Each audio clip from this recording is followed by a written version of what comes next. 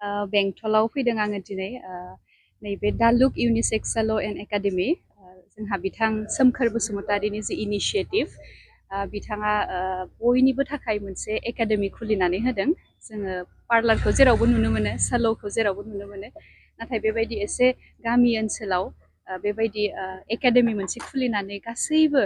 जाय गोसो बिथांमोना गोसो गुदुङै बे कर्सखौ लानो गोसो बा सोलोंनो लुगैनानै दङ बिथांमोना गोबां गोजान गोजान जायगायाव थांनानै बे कर्सखौ लाहैनो गोनां जायो नाथाय बे गावनि जायगायावनो सोमखोर बिथाङा दिनै गावबा गावनि जायगायावनो थानानै मोजां मोनसे सोलोंथाइ पार्लारनि बा मेकआपनि जिथु एकाडेमी दिनै खुलिनानै होदों बिथाङा जोबोद मोजां इनिशिएटिभ मोनसे लादों आरो गोबाङानो एसे हेल्प जागोन बेजों मानो होनोबा दा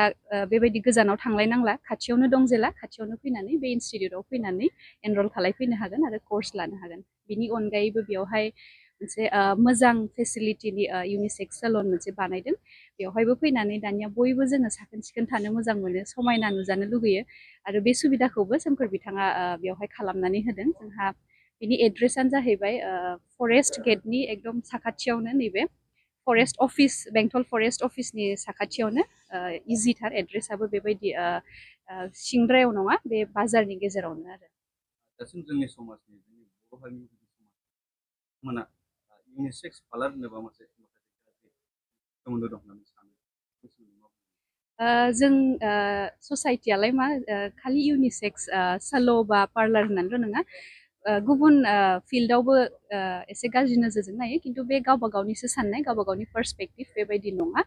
बिथाङा मोनसे मोजां कनसेप्ट लानानै फैदों जोंनि गामियावबो मोनसे बुस्थु इन्ट्रडिउस खालामफैदों बेखौ बिथांखौ जों सापर्ट होनांगौ आरो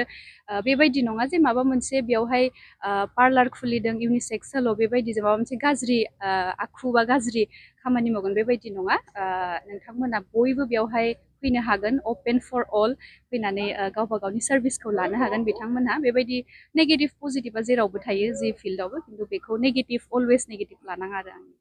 मेकआप आर्टिस्टआ गावनि जिउखौ माबोरै दाना लानो हायो दानियाथ' फिल्डआ जोबोद गिदिर आरो गोदो जों बांद्राय बिदि जोंखौ मेकआप बा माबा मोनसे जोंनि लाइफ स्टाइलखौ लानानै जों बांद्राय गोसो होआमोन नाथाय जों बयबो दानिया बिराद मोजाङै थानो लुगैयो समायना नुजानो लुगैयो दानिया बे फिल्डआ बिराद गिदिर आरो जों गावनो रियेलाइज खालामो जेब्ला जोङो वेडिं सिजन जा जेब्ला जोङो पार्टियाव थांनो बा अबावबा थांनो अब्ला जोङो मालाबा मेकआप आर्टिस्ट नागिरनानै मोना बे बिथिङाव आं होननो नागिरो जे मेकआप आर्टिस्टआव